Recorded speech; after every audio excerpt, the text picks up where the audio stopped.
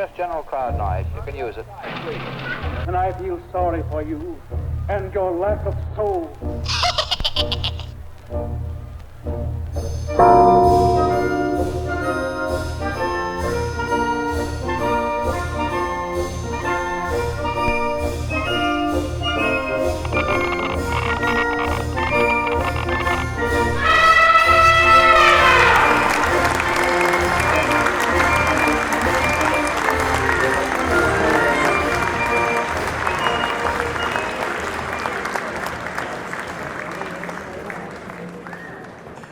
Hey, Vadym, thank you very much for coming on the Big Tent podcast for Circus Bazaar magazine. First of all, I just want to say that Vadym is the author of a wonderful article for the last edition on Ukraine entitled Post-Historical Archaism, Ukrainian Homonationalism, and the Death of the Post-Soviet Era. And we're going to talk about his article and a lot of the topics that are related to that. So, hello, Vadym. Let me just Hi. say your full name, Vadym Yakovlev. Yeah. Can you please just tell us a little bit about yourself? Okay. My name is Vadym Yakovlev. I'm a Ukrainian queer, non-binary writer and columnist. So I was working in Ukraine for as a journalist and as a writer for like 4 years. So, but last year I'm living in Germany. So I just escaped from war. I'm a refugee. And I'm a author of the first Ukrainian novel with transgender characters, which called Where the Territory Begins. It published 3 years ago. Now I'm working on my second novel here in Germany. I hope I will finish it. Yeah, yeah. Where, where, What else? whereabouts can you buy your book, by the way? Sorry? Whereabouts can you buy your book? Well, now I'm working with translator on the translation of my first novel, so it's not available now in other languages as except Ukrainian. Yeah. So whereabouts in Ukraine are you born? Where have you been living? Well, I was born in Odessa. It's south city. It's one of the biggest cities in Ukraine. Mostly it's Russian-speaking city, and I was living there for my first 30 years. Then I started to live in Lviv, which is the biggest city in the western part of Ukraine, which is mostly Ukrainian-speaking city. Yeah, I was considering visiting Ukraine, and for anyone that has gone to Ukraine during the war, the idea is to catch the train from Poland over to Lviv, and then make your way over to Kiev or the different other regions. Yeah, exactly. But look, can you just first elaborate on the concept of post-historical archaism? Yeah, it's well, probably I couldn't say that it's like concept. It's just I don't know. Well, if we're talking about these post-historical ideas, so of course, firstly we have to refer to Francis Fukuyama. So and his idea of end of history, which was very popular like 20, 30 years ago. And like but there are different theories which were trying to say were trying to sort of create this concept of end of history. And one of these ideas was idea of Soviet and Russian Marxist Mikhail Gefter. So they are very hard to find some works of him, his works in I don't know, in internet, or because he didn't publish a lot of works. So mostly I know this idea just because of sort of his student, his fan, and his lecture about Mikhail Gefter. So uh, the main sort of how to say it. So his vision of this post-historic time is that post-historic era. It's after like this time is coming after collapse of Soviet Union, and after that we sort of like lost these historical goals which were popular during our historical period, like with all of our like revolutions, with our modernization, industrialization, with the era of big wars, with the era of totalitarian regimes. And the main like concept within this idea of post-historical time, it's like that we lost our ideologies, that, and of course ideologies are still exist, but they are using now just as like sort of weapon or instrument, like in our goal to sort of to save humanity as like mm, as a one species, as a like one how to say as just humans. So just like it's not about ideologies anymore, it's just about evolution. So we just sort of slip into new evolution time when we have to survive as a human species. And it's a difference between historical times and post-historical times. It's that it's much more. It could be much more bloody. It could be much more awful times because it's not about ideologies anymore. It's not about progress anymore. It's about something else, about something that even hard to describe what it is. So post-historical archaism, it means that all these things which we're thinking like they passed and we don't have any opportunity to deal with it, like big wars, like I don't know, old-fashioned nationalism. It's all comes again in our life, in life of our societies. So that's uh, what I meant when I'm saying about what I'm saying by when I'm using this term post-historical archaism. And how does that? How do you think his concept of the end of history differs from Francis Fukuyama's? Because Yeah. I got to be honest, I haven't read Francis Fukuyama's essay on the end of history and the last man question mark since I was in university. But I mean, of course, I'm very, very familiar with the debates around it. But to my recollection, um, his view that we would just converge on the sort of liberal democratic capitalism, it wasn't supposed to be a bloody Hobbesian type environment, was it? Yeah, of course. Like main idea of Fukuyama, it was very popular, I think, mood after Soviet Union collapsed.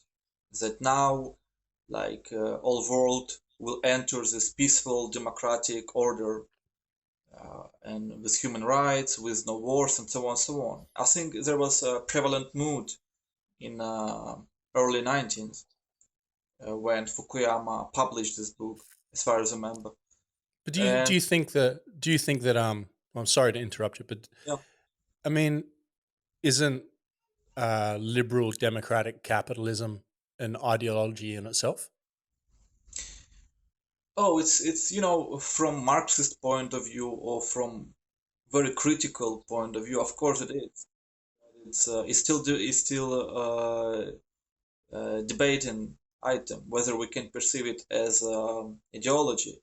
But if you look like in a modern world where we have like sort of two camps now, one Western camp and one anti-Western camps.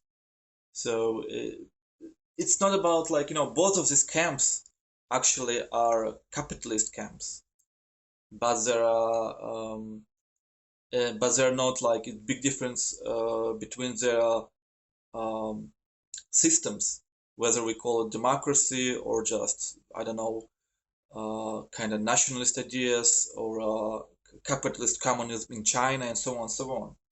So I think today it's very hard even like to say whether we still have democracy in Western world or we have something different, because democracy is just idea, but every idea has sort of different ways of development and different ways of like um, establish it.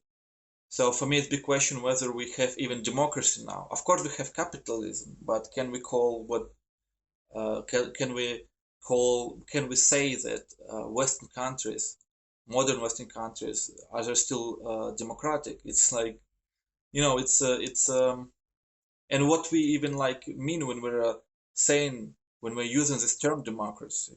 For example, if you look at Russia, they use democracy as this word as they use this term too, but they're talking about this. This is our Russian way of to build democracy, and it's very questionable. Mm. But What so you say ideology? yeah, but you say the post historical archaism, as you describe it, started during the post Maidan era in 2014, right? Yeah, it just I think we made this first step to this post-historical time when Euromaidan happened, and not just Euromaidan, but annexion of Crimea and this, on one hand, war between Russia and Ukraine. On the other hand, it's civil war between different Ukrainians, and on the other side, it's a war between Western and anti-Western camp. So I think it was like progression of this post-historical archaism and like this sort of times, I think, times of endless wars. So we entered in this epoch when Euromaidan happened and other and war started. Yeah. So, I mean, a lot of your article consists of discussions on the LGBTQ community, Yeah. and you say that the visibility of this community has been increasing since 2014. So, Yeah. what factors do you think have contributed to that in Ukraine? Uh, well, it was huge kind of political mobilization during Euromaidan and with the start of war in Ukraine. So a lot of there were huge optimism in Ukrainian society, or at least in part of its society, that we should build kind of new Ukraine with new institutions, with protection of human rights. And of course, LGBTQ community became a part of this process because protection of LGBTQ rights it's a big part of Western discourse. And of course, all this idea of new Ukraine was linked to European values and to path of Ukraine to sort of European civilization or to the Western world. So, and LGBTQ community um, sort of with Euromaidan after Euromaidan had a chance to be more visible because all politicians in Ukraine, main politicians, they're all talking all the time about that we should be part of Europe, we should be part of Western world, and a lot of organizations, international funds, they started to give money to LGBTQ organizations in Ukraine more than it was before. So yeah, it's that's how it started. Yeah. Um, I guess you can get the good, but you can't get the good without the bad. So, just as the visibility of these communities has increased since 2014, But you also, in one of the conversations we had during the editing of the article, suggested that you'd been cancelled of sorts in Ukraine. Yeah, sort of. Due to my Is pacifist views. Yeah. is that part of the westernization of Ukraine as well? Um. Well, my constellation uh, what's happened to militarization and of society, and the big problem behind it that it was happening before. I wasn't like totally marginalized, but a lot of people with like same views as me, like anti-nationalist views, or critical about like westernization, they were marginalized even before me. So I was just um, I was trying to to be more balanced in my public opinion, in my appearance when I was talking, when I was uh,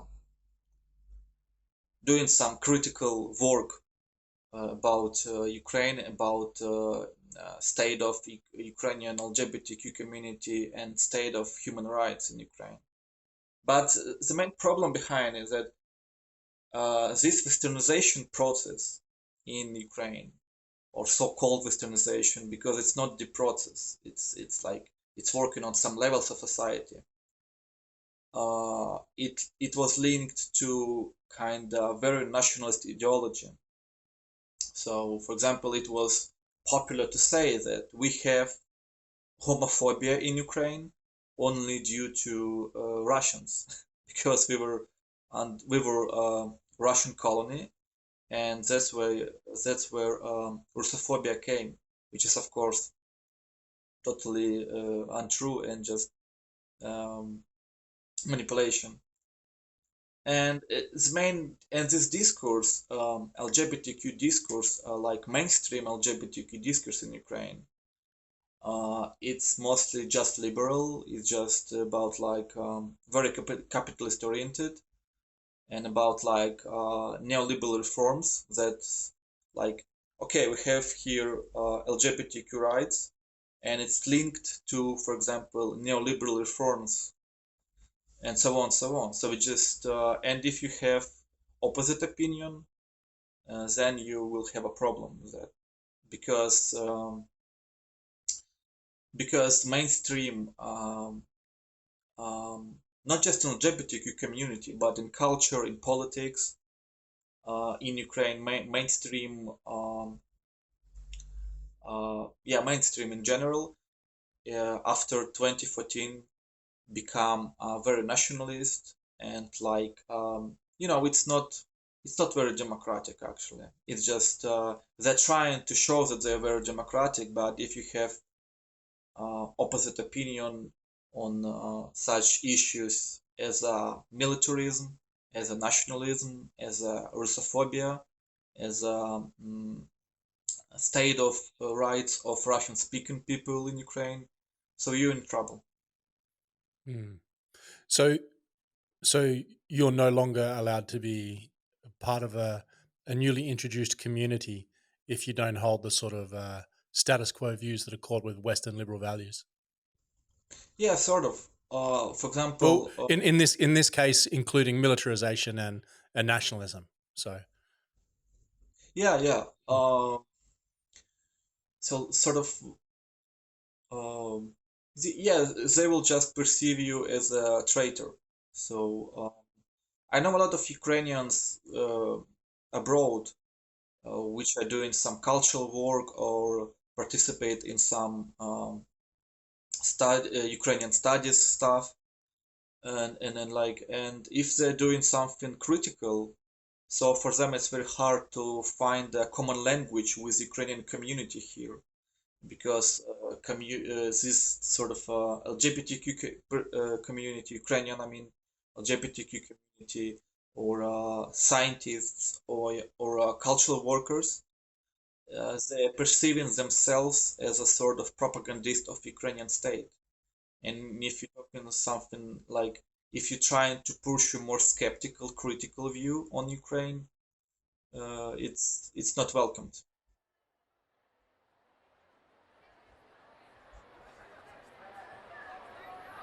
Ladies and gentlemen, children of all ages, I hope you are enjoying this podcast. We just wanted to remind you that Circus Bazaar magazine is entirely self-funded and a wholly independent publication. We have no large investors or corporate backing. We don't even take government support. We would like to believe that the only true way to remain independent is to actually be independent. But at the end of the day, that is not only impossible, but it's also undesirable. For without you, the audience, we are performing to nothing. Just an ether of empty space with no life, no colour or purpose.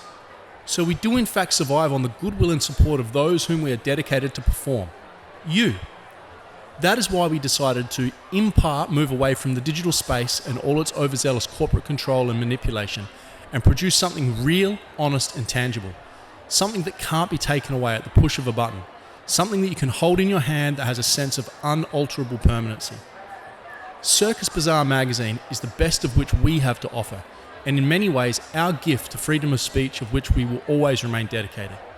Our promise to you is that we will never compromise our principles of diverse viewpoints and fearless critique of the human realm of which we both know as a circus. So in turn, if you appreciate our work and feel like we make a contribution to independent free media, then please head over to Circus Bazaar and subscribe to the print edition of the magazine. All details can be found in the description section.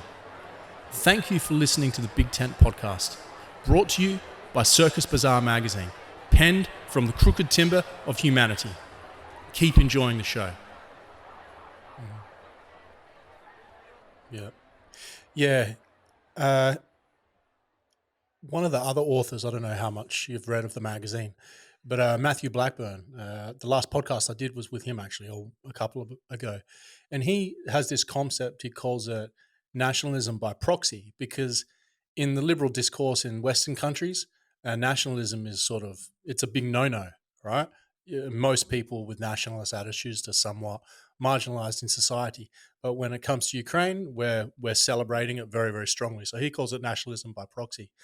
I mean, the interesting thing is, and I mean, maybe it's not the greatest thing to repeat in a podcast, but an author from Ukraine that I had published, I think maybe 15 or 20 articles during the Maidan of many, many years ago. See, CB's been around for a while, right? So in 2014, we were right into this. But I requested that he would write an article for this edition of the magazine, since he was a Ukrainian academic and was part of the history of this, and he agreed. But then he saw that I'd produced a music video for an American rapper that dealt with like a sort of Monty Python style critique of cancel culture and hate speech.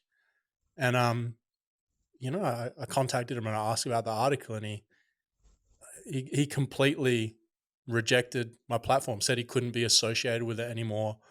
I mean, it's not the end of the world for us, but he entirely distanced himself from us.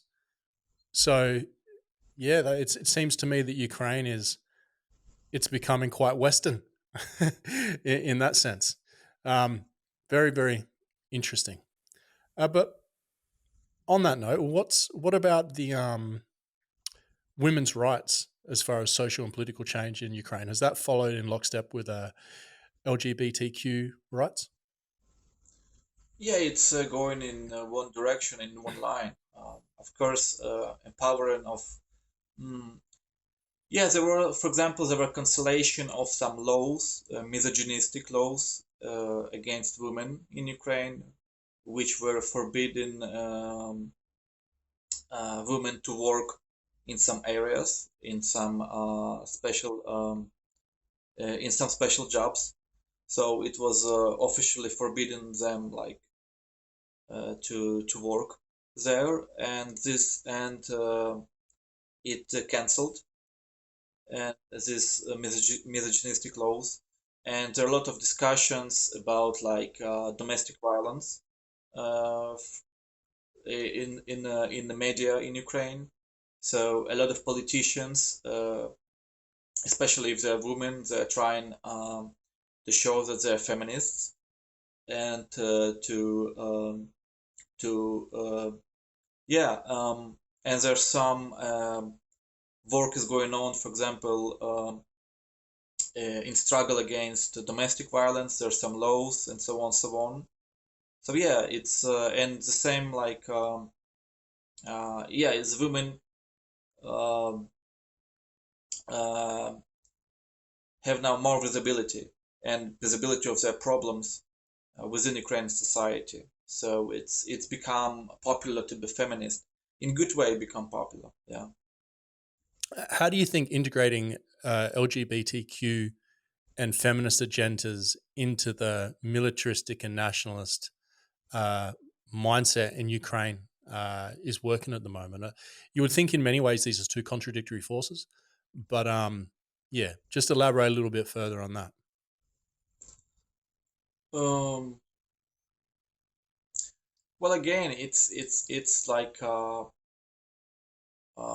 feminist and LGBTQ struggles, ideas are become geopolitized and militarized. So basically, all these discussions within Ukrainian society started when um, like when some women and some LGBTQ people become part of army.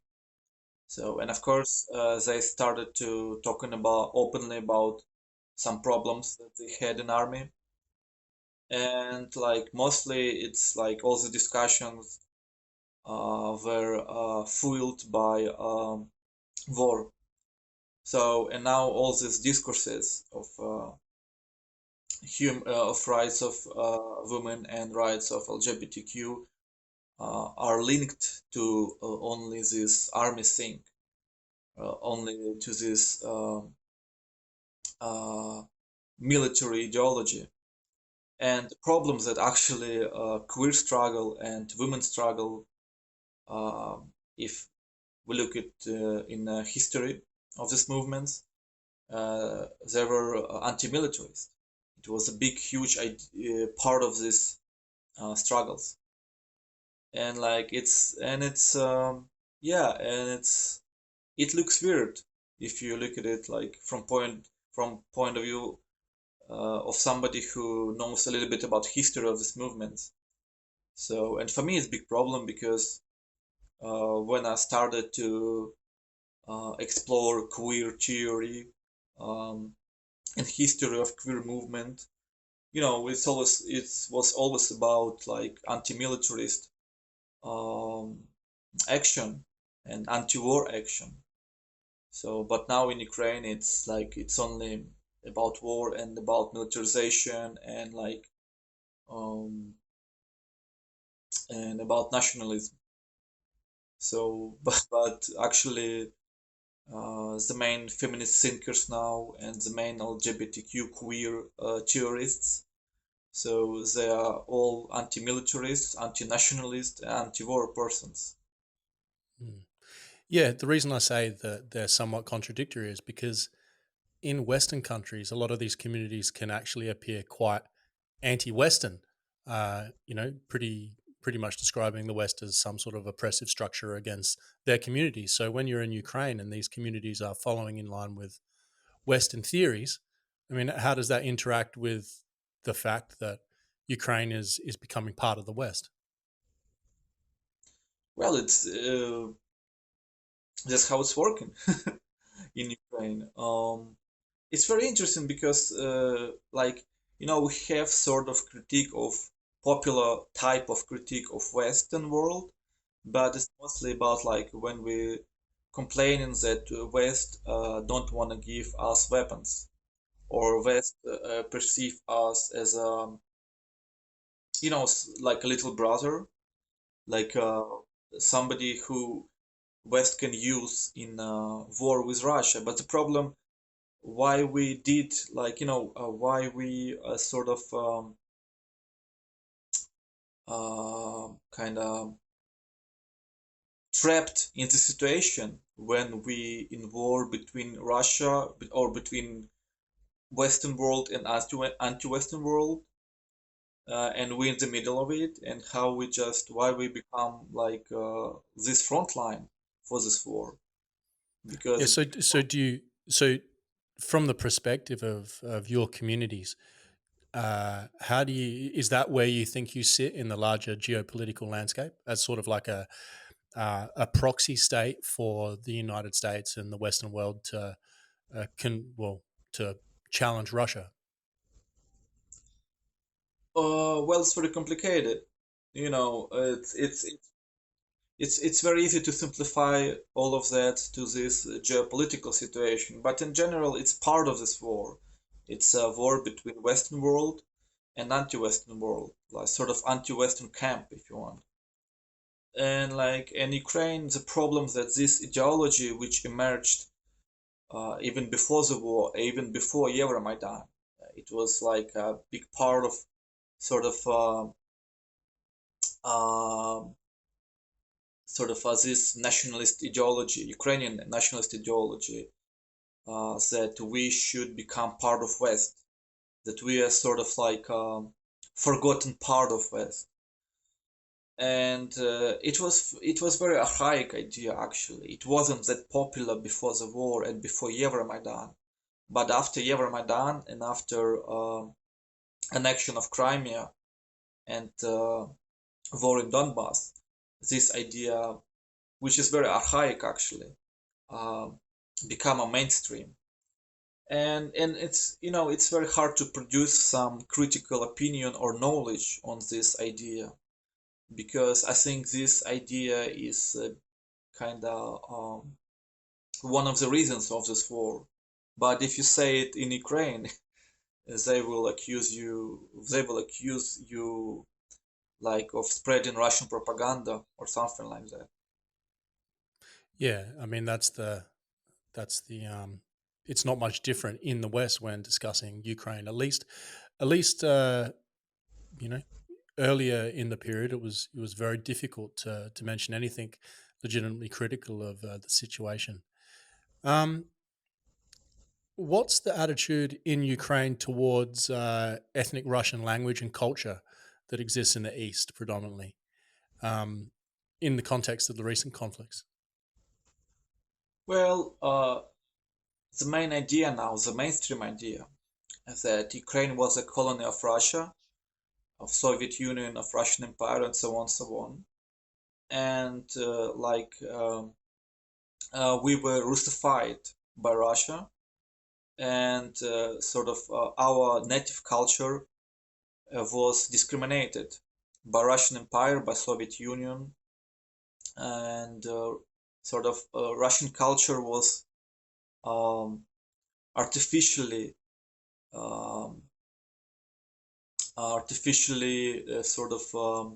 how to say uh, put put in Ukrainian national um organism. I don't know how to say in English.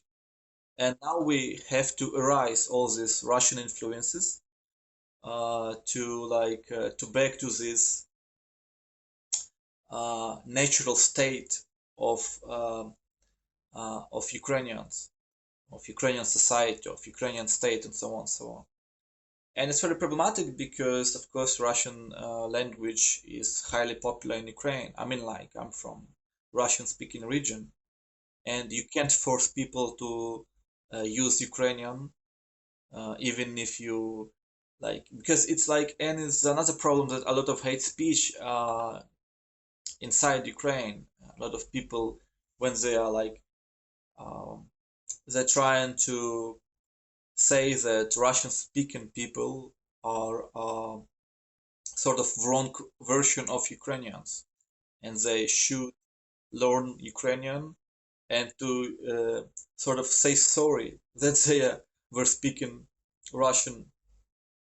And it's like yeah, it's like again, it's a part of nationalist ideology, of course, and even like this using of these frames as a colony and like framing this war as anti-colonial, it's very problematic, because if you look at the history, that all this anti-colonial, post-colonial theory is emerged like in global south, or what we call now as global south. So it was a lot about racism. It was a lot about slavery. It was a lot about like how white people were put other people in a position of slavery. But in Russia and in Ukraine, we have a war where mostly it's white people fighting with other white people. So, and even like this framing is very, very ambiguous. But now, yeah, it's the mainstream.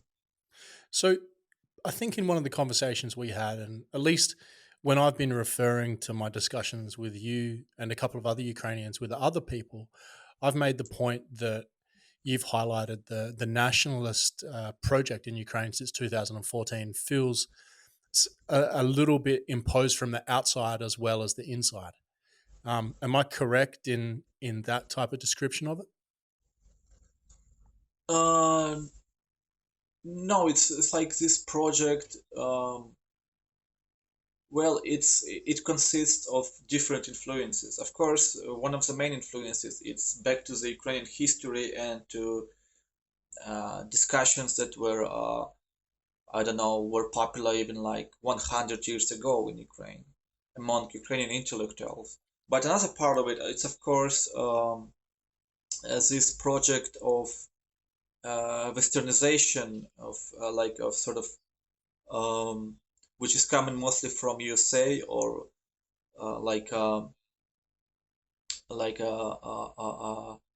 like world should be democratic, and world should be like but behind of it, it's again it's about like this you say imperialism.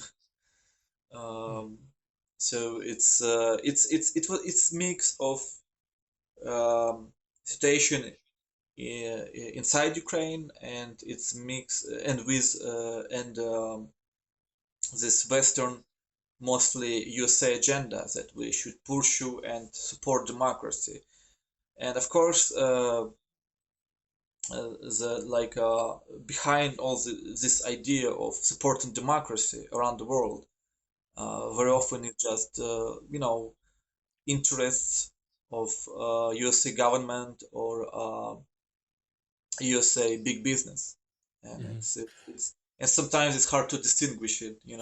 Yeah, well, I think I'm failing to distinguish between Ukrainian nationalism and the West imposing itself on Ukraine for its own geopolitical purposes, which is not to dilute the severity of the Russian side of things. But I'm Western and predominantly, I wouldn't say a critic of the West, but we're here to discuss that as well. So yeah, you can't have a strong movement against Russia as a Ukrainian state without having a strong nationalist ideology at its base. I wouldn't imagine.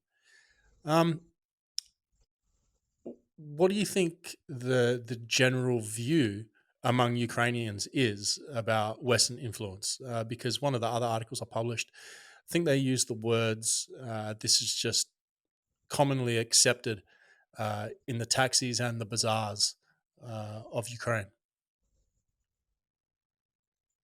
um Sorry, I don't understand the question. What do you mean by No, that? I mean the question is just the general feeling among Ukrainians. Do they have a cynical interpretation of Western influence in the country? Hmm. Well, on one hand, we sort of idealize West. Uh, like we're thinking that West, it's I don't know, that like the democracy is in Western countries are working very well. That economic situation is perfect.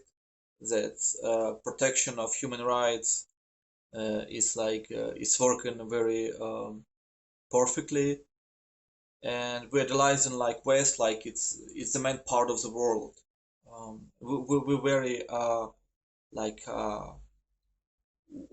West-centered in our minds.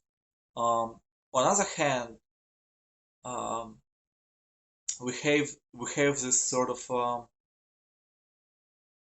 angry, angry like anger on the West because like West don't support us as we want, and we um, and there are a lot of kind of conservative tendencies in Ukrainian society against like against migrants in Europe, against in general about this position that we should support migrants, and against this policy of uh, protection of women rights or LGBTQ rights and so on and so on. So it's very ambiguous. It's mix of Do you anger. think Yeah, it's so? Do you think if Ukraine was part of the EU, do you think it would hold a place within the European community of nations similar to Poland? Like at the moment, people are very critical of Poland because of its I don't yeah, know conservative values. yeah. I think it would be probably similar to Hungary, to Poland, or something like that. So yeah, Mm, but it will be more like chaotic mix. Like in Ukraine, you can find different views, very contradictory, but mm, somehow they can be part of one political agenda. mm, And it will be like mix of conservatism, nationalism, liberalism, like very wide, um, mm, very wide kind of sort of mix. mm. Do you? I mean, one of the other discussions I've had with some of the other authors is that Ukrainian versions of liberalism um, can't be taken on face value so much because belying that is still a strong conservatism, like you say. So how strong are liberal ideas, would you say, inside Ukrainian society? You mean like liberal ideas, or what do you mean? Um, Look, the the discussion I've had is it was somewhat akin to cargo cult. You've heard the term cargo Yeah, cult. yeah, yeah, yeah, of course, yeah. I certainly don't want to insult Ukrainians. That's not what I'm trying to say. But politics is like technology. So, viewed from the outside, Western values would probably be seen, or potentially could be seen by some, as an advancement in political technology um, that they would love to adopt and they would like to dress like it, but there wouldn't be the underlying value system that these two things just don't map onto each other perfectly. It takes a long time. It's something that has to find root and flourish, right? So this is my point. Yeah. Well, I think a lot of people in Ukraine sincerely want to establish this liberal system, but I think main obstacle is corruption. Because as you said, like many politicians, they're just using these liberal values as sort of like a flag. So they don't believe in that. They're just using it for to hide their corruption schemes. Yeah, well, And this is even more cynical than what I'm saying. So, yeah, so I think the main obstacle to sort of make Ukraine more liberal, it's like this corruption thing because you can't make stable liberal, I don't know, system within your country if institutions are not working well. So corruption is destroying like institutions in Ukraine, and but I think a lot of people have this sort of liberal values, but many people can, of course, understand it in a very specific way because again, Ukraine, I think it's a very chaotic country. You can find very strange things there, and the main obstacle is this system, this post-Soviet system, like which is holding on, is based on corruption, and it's very hard to erase these rules which were like main for majority of Ukrainians of last like 30 years, and even in the end of Soviet Union, last years of Soviet Union, it was huge rate and level of corruption in Soviet institutions. So it's very hard to build a stable democracy or stable liberal system when you have this deep corruption sink in your country. In every institution you can find in Ukraine. And of course, it's very hard to establish this liberal system during the war. Do you think attacking these inherent contradictions in Ukrainian society is the type of thing that's inspired you to write the article that you did? Yeah, it's one of the reasons, but yeah, because it's just it's part of my life, and I lost a lot of friends due to my views and due to my critique of modern Ukraine. And it's just you just can't shut up, you have to talk No, about it. So no. I think the way Western countries thrive and do best is when they focus pretty heavily on their weaknesses. It's like you point out the errors and the contradictions, and they slowly sort themselves out over time. Hopefully, look. Finally, as an author, an independent writer based away from Ukraine at the moment, is there anything else you'd like to raise? um mm, well, I want to focus on human rights, on state of human rights in Ukraine, because for example a lot of people like can't avoid, for example, mobilization, army mobilization in Ukraine now, and they can't escape Ukraine because it's forbidden for people with male gender marker in their documents, and it's a huge problem now. A lot of Western media are publishing articles on this issue. And other issue which I want to mention that I'm supporting Ukrainian pacifist movement, and now one of the leaders of this movement, Yuri Shilzhenko, has a problem with a law. So Ukrainian government sort of accused him of spreading Russian propaganda, and I hope they wouldn't put him in jail. And like because it's very hard to have now like this not popular opinion.